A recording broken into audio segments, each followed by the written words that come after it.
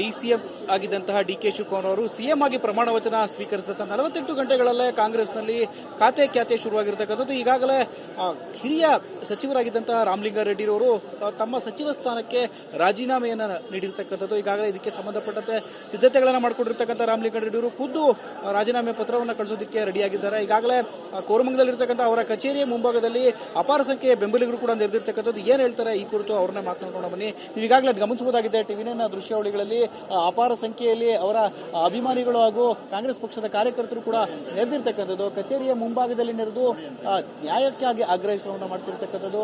ಯಾವುದೇ ಕಾರಣಕ್ಕೂ ಕೂಡ ಅವರು ಸಚಿವ ಸ್ಥಾನಕ್ಕೆ ರಾಜೀನಾಮೆಯನ್ನು ಕೊಡಬಾರದು, ಅವರು ಬಯಸಿರ್ತಕ್ಕಂಥ ಬೆಂಗಳೂರು ಖಾತೆಯನ್ನ ಅವರಿಗೆ ಕೊಡಬೇಕು ಅಂತೇಳಿ ಆಗ್ರಹವನ್ನು ಮಾಡ್ತಿದ್ದಾರೆ. ಈ ಕುರಿತು ನಮ್ಮೊಂದಿಗೆ ಮಾತನಾಡೋದಕ್ಕೆ ರಾಮಲಿಂಗಾರೆಡ್ಡಿ ಅವರ ಅಭಿಮಾನಿಯಾಗಿ ಕಾಂಗ್ರೆಸ್ ಪಕ್ಷದ ಕಾರ್ಯಕರ್ತರಾಗಿರ್ತಕ್ಕಂಥ ಮಂಜುನಾಥ್ ಟಿವಿನ ಜೊತೆಗಿದ್ದಾರೆ. ಏನು ಹೇಳ್ತಾರೆ ಅವ್ರನ್ನ ಕೇಳೋಣ ಬನ್ನಿ. ಸರ್, ಸಾಕಷ್ಟು ಸಂಖ್ಯೆಯಲ್ಲಿ ಅಭಿಮಾನಿಗಳು ನೆರೆದಿರ್ತಕ್ಕಂಥದ್ದು. ರಾಮಲಿಂಗಾರೆಡ್ಡಿ ಹಿರಿಯ ಸಚಿವರು, ಅವರ ಒಂದು ಪಟ್ಟಾಗಿರ್ತಕ್ಕಂಥದ್ದು ಬೆಂಗಳೂರು ಖಾತೆಯೇ ಬೇಕು ಅಂತ. ಯಾಕೆ ಸರ್ ಬೆಂಗಳೂರು ಖಾತೆ ಏನಕ್ಕೆ ಬೇಕಂದ್ರೆ ಏನು ಇಲ್ಲಿ ದುಡ್ಡು ಮಾಡಕ್ ಕೇಳ್ತಾ ಇಲ್ಲ. ಅವರು ಪಕ್ಷ ಸಂಘಟನೆ ಮಾಡಿದ್ದಾರೆ, ಬೆಂಗಳೂರು ಕಟ್ಟಿದ್ದಾರೆ. ಅವರು 89ರಲ್ಲಿ ಅವರು MLA ಆದಾಗ ಕಾಂಗ್ರೆಸ್ ಪಕ್ಷ ಇಲ್ಲಿ ಅಷ್ಟು ಬೆಳವಣಿಗೆ ಆಗಿರಲಿಲ್ಲ.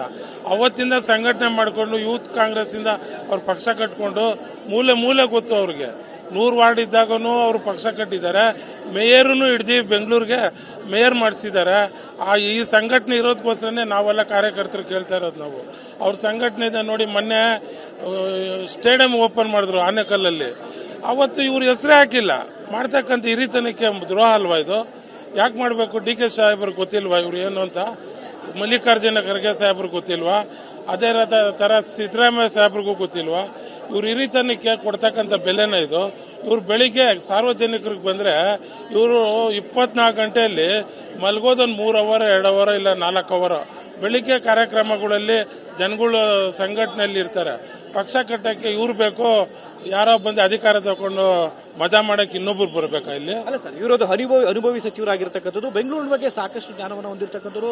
ಬೆಂಗಳೂರಿನಲ್ಲಿ ಹಿಂದೆ ಕೂಡ ಹಲವು ಎಲೆಕ್ಷನ್ಗಳನ್ನ ನಡೆಸಿರ್ತಕ್ಕಂಥದ್ದು. ಆ ಮೂಲಕ ಕಾಂಗ್ರೆಸ್ ಪಕ್ಷವನ್ನ ಬೆಂಗಳೂರಿನಲ್ಲಿ ಅಧಿಕಾರ ತರಬೇಕಾದ್ರೆ ಶ್ರಮ ಪಟ್ಟಿದ್ದಾರೆ, ಯಶಸ್ವಿಯಾಗಿದ್ದಾರೆ. ಆಗಿದ್ದು ಕೂಡ ಇನ್ನೆರಡು ತಿಂಗಳಲ್ಲಿ ಎಲೆಕ್ಷನ್ ನಡೆಸಬೇಕಾಗಿದೆ, GB ಎಲೆಕ್ಷನ್ ಮಾಡಬೇಕು ಅಂತೇಳಿ ಈಗಾಗಲೇ ಸುಪ್ರೀಂ ಕೋರ್ಟ್ ಕೂಡ ಸೂಚನೆಯನ್ನು ಕೊಟ್ಟಿರ್ತಕ್ಕಂಥದ್ದು. ಆಗಿದ್ದು ಕೂಡ ಸಾಕಷ್ಟು ಅನುಭವ ಇರತಕ್ಕಂಥ ರಾಮಲಿಂಗಾರೆಡ್ಡಿ ಅವ್ರನ್ನ ಕನ್ಸಿಡರೇಷನ್ ಮಾಡದೆ ಬೆಂಗಳೂರು ಖಾತೆ ನಾವು ಕೊಡದೇ ಇರೋದಕ್ಕೆ ಕಾರಣ ಏನು ಅಂತ? ಕಾರಣ ಏನಂದ್ರೆ ರಾಜಕೀಯ ಮಾಡ್ತಾರೆ. ಇವ್ರನ್ನ ಕೊಟ್ಬಿಟ್ರೆ ಇನ್ನ ಬೆಳೆದ್ ಬಿಡ್ತಾರೆ, ಮುಂದೆ ಮುಖ್ಯಮಂತ್ರಿ ಆಗ್ಬಿಡ್ತಾರೆ ಅನ್ಬಿಟ್ಟು ಭಯ. ಯಾರಿಗೆ ಸರ್ ಭಯ ಇರುವಂತ? ಇವ್ರಿಗೇನೆ, ನಮ್ಮ ಬೆಂಗಳೂರಕ್ಕೆ ಇರ್ತಂಗ ಡಿ.ಕೆ. ಸಾಹೇಬ್ರನ್ನೇ ತಗೊಳ್ಳಿ. ಡಿ.ಕೆ. ಸಾಹೇಬ್ರು CM ಆಗಕ್ಕೆ ಆಸೆ, ಇವ್ರನ್ನ ಪ್ರೋತ್ಸಾಹ ತಗೊಂಡು CM ಆಗ್ಬಿಟ್ಟು ಇವ್ರಿಗೆ ಅಟ್ಲೀಸ್ಟ್ ಡೆಪ್ಟಿ CM ಅನ್ನೂ ಕೊಡ್ಬೇಕಾಯ್ತು. ಡೆಪ್ಟಿ CM ಕೊಡ್ಲಿಲ್ಲ. ಅಟ್ಲೀಸ್ಟ್ ಬೆಂಗಳೂರು ಅಭಿವೃದ್ಧಿ ಸಚಿವರ ಸ್ಥಾನ ಕೊಡಕ್ಕೆ ಏನಾಗಿದೆ ಇವ್ರಿಗೆ? ಏನು ಮಾಡ್ತಕ್ಕಂಥ ತಪ್ಪೇನು? GB ಎಲೆಕ್ಷನ್ ಬರ್ತಾ ಇದೆ. GB ಎಲೆಕ್ಷನ್ಗೆ ಇವರು ಕೈ ಜೋಡಿಸಿಲ್ಲ ಅಂದ್ರೆ ಯಾರ ಕಾರ್ಯಕರ್ತರು ನಾವು ಕೆಲಸನೇ ಮಾಡಲ್ಲ. GB ಎಲೆಕ್ಷನ್ ಸಕ್ಸಸ್ ಆದ್ರೆ ಅದು ಸಕ್ಸಸ್ ರಾಮಲಿಂಗಾರೆಡ್ಡಿ ಅವ್ರಿಗೆ ಬರುತ್ತೆ ಅನ್ನೋ ಕಾರಣದಿಂದ ಅವ್ರಿಗೆ ಭಯ. ರಾಮಲಿಂಗಾರೆಡ್ಡಿ ಸಾಹೇಬ್ರಿಗೆ ಬಂದ್ಬಿಡುತ್ತೆ ಅಂತೇಳಿ ಅವ್ರಿಗೆ ಎಲ್ಲರಿಗೂ ಭಯ. ಅವ್ರಿಗೆ ಬೆಂಗಳೂರು SM ಕೃಷ್ಣ ಪೀಡಲ್ಲಿ 2 ಸರಿ ಗೆಲ್ಸಿದ್ದಾರೆ. ಅವರು SM ಕೃಷ್ಣ ಸಾಹೇಬ್ರ ಇವ್ರಿಗೆ ನಗರಾಭಿವೃದ್ಧಿ ಸಚಿವ ಕೊಟ್ಟಿದ್ರು.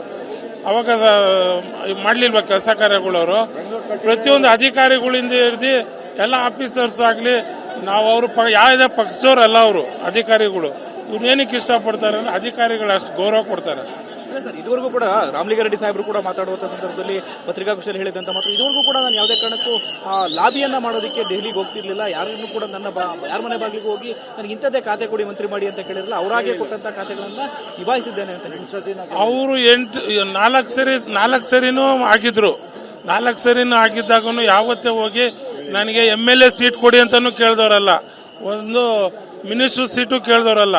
ಆ ಥರ ಸಂಘಟನೆ ಮಾಡಿರೋದಕ್ಕೋಸ್ಕರ ಅವರೇ ಗುರುತಿಸಿ ಹೈಕಮಾಂಡ್ ಕೊಡ್ತಾ ಇತ್ತು.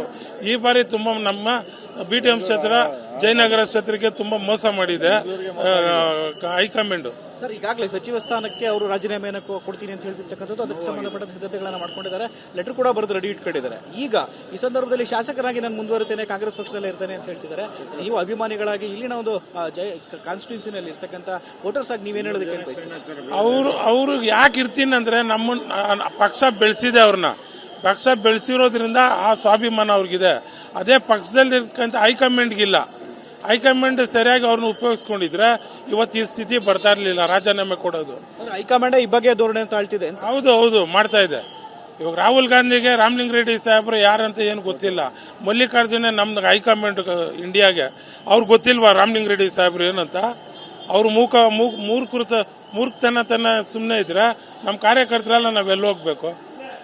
ಯಾವುದೇ ಕಾರಣಕ್ಕೂ ಅವರು ರಾಜೀನಾಮೆನ ಇಂಪೋರ್ಡಿಂಗ್ ಮಾಡಿ ಹೈಕಮಾಂಡ್ ಅವರು ತಿರ್ಗಾ ಅವ್ರಿಗೆ ಆ ಪದವಿ ಕೊಡ್ಬೇಕಂತ ನಿಮ್ಮ ಕಳಕಳಿಯಾಗಿ ಕೇಳ್ಕೊಂತೀವಿ. ಇದಿಷ್ಟು ಕೂಡ ರಾಮಲಿಂಗ ರೆಡ್ಡಿ ಅವರ ಅಭಿಮಾನಿಯಾಗಿರ್ತಕ್ಕಂಥ ಮಂಜುನಾಥ್ ಅವರು ಹೇಳ್ತಿರ್ತಕ್ಕಂಥದ್ದು, ಕಾಂಗ್ರೆಸ್ ಪಕ್ಷದ ಕಾರ್ಯಕರ್ತರಾಗಿ ನಾವೇನು ಇಲ್ಲಿ ಪ್ರತಿಭಟನೆ ಮಾಡ್ತಿದ್ದೇವೆ, ಆ ಪ್ರತಿಭಟನೆಗೆ ಸಂಬಂಧಪಟ್ಟಂತೆ ನಮ್ಮ ಉದ್ದೇಶ ಇರತಕ್ಕಂಥದ್ದು ದಯಮಾಡಿ ಕಾಂಗ್ರೆಸ್ ಪಕ್ಷಕ್ಕೆ ಏನಾದರೂ ಕೂಡ ಕಿಂಚಿತ್ತು ರಾಮಲಿಂಗ ರೆಡ್ಡಿ ಅವರ ಮಹತ್ವದ ಬಗ್ಗೆ ತಿಳಿದಿದ್ದೆ ಆದರೆ ಅವರ ಪದವಿಯನ್ನು ಹಿಂದಿರುಗಿಸಬೇಕಾಗಿದೆ, ಅವರ ಮನವೊಲಿಸಿ ರಾಜೀನಾಮೆ ಪತ್ರವನ್ನು ಅಂಗೀಕಾರ ಮಾಡದಂತೆ ಮತ್ತೆ ಅವರಿಗೆ ಅವ್ರು ಕೇಳಿರ್ತಕ್ಕಂಥ ಬೆಂಗಳೂರು ಖಾತೆಯನ್ನು ಕೊಡಬೇಕು ಅಂತೇಳಿ ಮನವಿಯನ್ನು ಮಾಡ್ತಿರ್ತಕ್ಕಂಥದ್ದು. ಕ್ಯಾಮರಾಮನ್ ರಮೇಶ್ ಜೊತೆ ಶಿವಪ್ರಸಾದ್, TV9.